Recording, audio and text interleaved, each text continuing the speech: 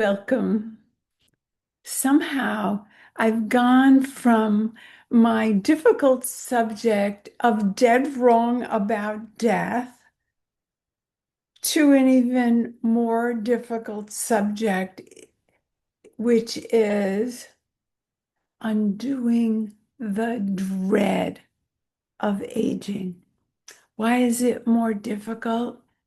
Because people are kind of aware that they don't want to die and that it's a subject that's not of interest, unless, of course, it is their interest. But even then, most people don't want to die. There are people who are preoccupied with the mystery of death or suicidal thoughts about death, but they're the minority. And if they're not, they don't speak of it. But this dread of aging, trying to out the fear of aging and the toxicity of the dread of it is a difficult subject right now because we're into anti-aging creams, longevity. We figured out long-lasting life is kind of a euphemism for anti-aging. We've got all kinds of words. I saw a movie last night. I'm not really recommending it because it's not a great movie. It's kind of Hallmarkish for TV kind of thing. But there are some amazing points made in the story. And the first one is the revulsion when we get a picture of a man's leg that's marked up with veins and age spots and so swollen. I think it's a man's leg. I think it's June's husband's leg. Doesn't matter whose leg it is. But I am interested in my own feeling when I saw that leg. I wasn't neutral. It was, if that was my leg, I would at first feel, Now, when I aged, and I'm 78, you can see my white hair. It was a little bit at a time. The gray hairs, when they first came, that didn't make me feel disgusted.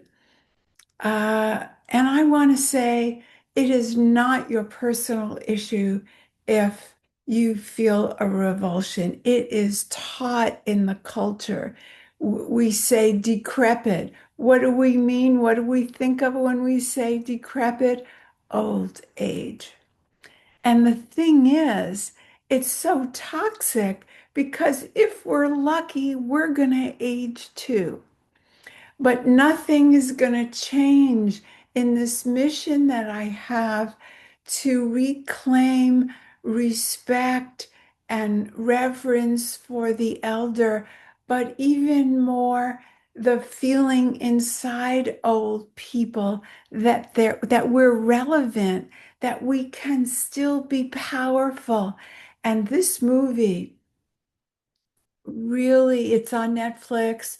It really shows a woman, June, about to die, and she can still influence her family. She still has the power to create shifts in the family with her desires. And I want to bring out that old people get to still have desires.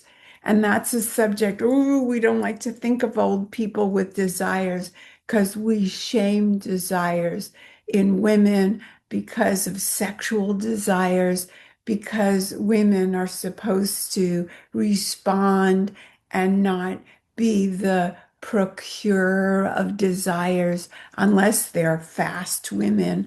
It's been this way for centuries. if old age, death, and shifting the culture so that when you get close to death or when you start to age, the culture will be different, where we can allow the small things that happen where, like it happened to me, things fall. Skin, without gaining weight, all of a sudden there looks like there's back fat. And the underarms, the triceps start to hang. I remember Oprah saying after 50, she'd no longer wear sleeveless. And then I looked at my arms and I went, oh, guess I shouldn't be wearing sleeveless. And even though I'm 78, I don't feel old. But after watching this movie, it's not about the people in my community who also feel youngish in the sense we know we're not young, but we exercise, we're strong, we hike, we feel powerful, we have missions, whether it's gardening that you desire or whether it's making a contribution to your family's relationships, whether you do pickleball or you love to read and you're in a book group, it doesn't matter the extent of what you do, but every day you have desires and you have relevance as long as your mind allows you to feel that way. But what will I feel when I am ready to die like June? Will I feel discarded when my body can no longer do the things I've always done? I haven't hit that yet. Yes, I'm slower, but I don't mind that. I've given up running, don't mind that. There isn't anything I've had to let go of that I mind. We have started changing attitudes and speaking up about menopause. It's time to change the toxic creation of our attitudes toward old age. If you're ready to join me, please write join in the comments. And I need very much to know that you're with me in this shift because all of us will be aging, whether it's sooner or later, if we're lucky. And you don't want to be discarded. I want us so badly to get conscious of that feeling of ugh that I felt at the beginning of the movie toward that leg, because we cannot undo what we won't allow ourselves to acknowledge. And the way June influenced her family was by telling the truth when they wanted to pretend she wasn't dying. She stayed in presence, even though she was in pain, on narcotics, very, very weak, needed help from a caregiver, wanted to stay in the hospital, but she was present. And by being present, she made it clear that her desire and expectation was that the daughters figure it out and work out their relationship.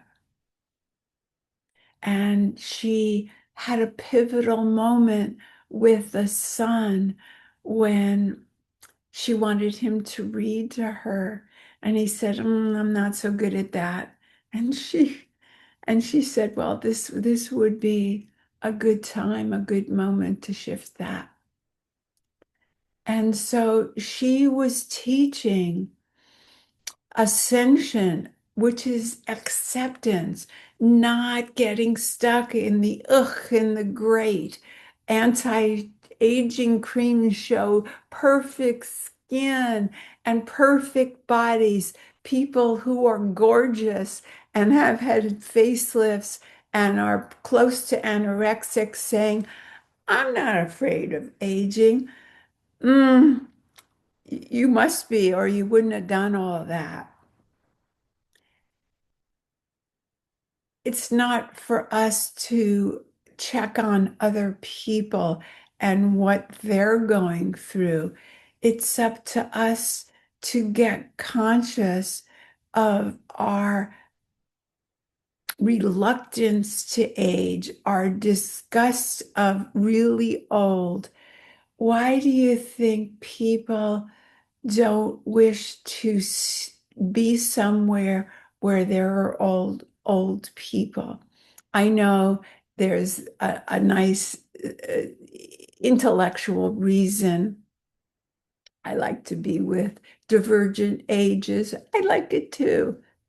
But there is a disgust that can come up when you see a whole bunch of people who are infirm with canes and walkers and wheelchairs. I have felt it to my own shock. And my mother was in the happiest place because she was in assisted living for a while before she moved in with us. And it was the happiest place because she could play bridge every single day. And she was with people who had all their marbles.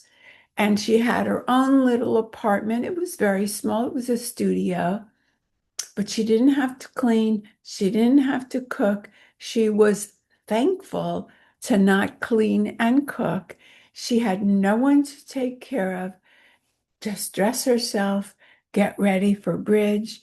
She knew people and she was comfortable because she was in a community of people with backgrounds that didn't make her feel uncomfortable.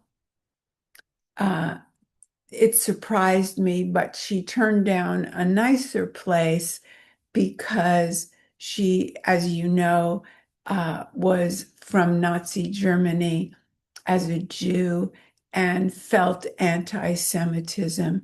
And she felt she wouldn't be as comfortable in such a setting because she might be concerned of anti-Semitism.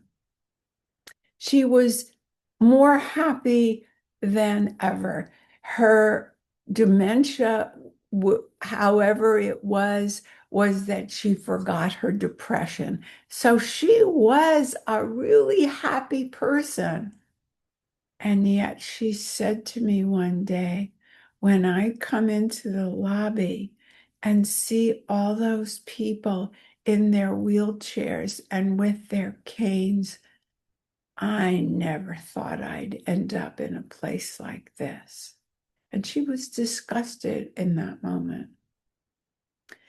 So I leave you with this challenge. Please find your disgust so that we can then, in another video, talk about how that's a portal to something that's the bigger game, that's turning that emotion into ascension, to be with spirit, to bring together the duality of life and death, young and old, into something quite beautiful and way more neutral than the high of being young or the disgust of being old. There is something that is in the middle that can be appreciated and find satisfaction just like this June did in the movie Goodbye, June. If you're willing to see some famous actors and actresses do a good job with a young person's first writing script, I'll put the details in the text that go along with this video. Bye for now.